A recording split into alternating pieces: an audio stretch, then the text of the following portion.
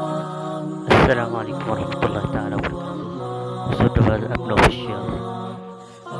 fadlan channelka haddaad ku cusub tahay subscribe saar si ay kuu soo gaaraan muuqaalada xiga. insha allah muuqaalkan waxaan kaga sheekey doonaa ganacsade weyn ee reer Britain.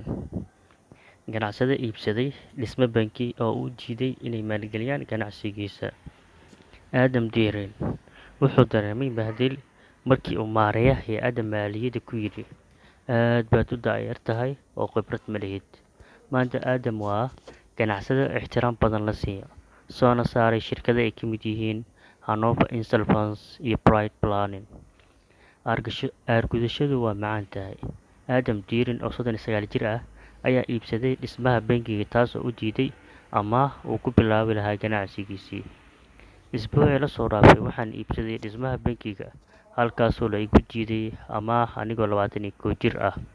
Ganacsadaha reer Britain ayaa bartiisa Instagram-ka ku qoray, ku dhowaad 20 sano ka hor Adam oo degan magaalada Amiston, England, UK, wuxuu abuuray qorshe ganacsi oo wuxuu la ballamay maamulaha bangiga si uu ugala hadlo sidii loo furi lahaa koonto loona heli lahaa deyn ganacsi.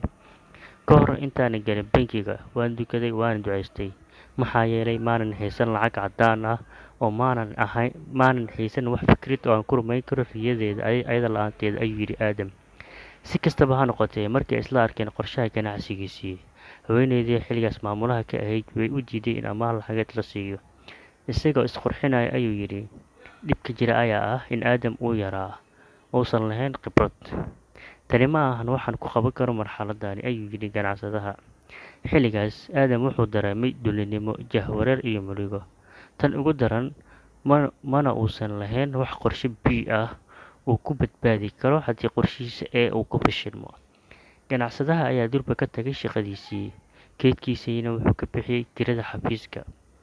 Ma haysan lacag aan ku iibsado miis ama kursi, sidaas darteed waxaan ku qaatay 4 bilood inaan seexdo ama aan fadhiisto ama aan dul fadhiyo sagxadda, ayuu ku qoray Adam bartiisa Instagram-ka. Adkaysiga ganacsadahani wuxuu ku guuleystay inuu kobciyo uuna abuuro shirkad, taas oo maareysa deyntii, wuuna ku guuleystay shirkadiisa. Sanadkii 2014 wuxuu ku iibiyey shirkadiisa 5 milyan oo Gini ah, taasoo u dhiganta 6.4 milyan lacagta dollarka. Sida laga soo xigtay shabakadda Little Bible, Adam hadda waa ganacsade la ixtiraamo oo dhistay ganacsiyo milyan ah, sida shirkadda maareynta deynta ee Hanover Insolvency iyo Pride Planning. Xusuusnow, xaaladaada hadda jirta ma ahan meesha ugu dambeysa ee aad aadi lahayd.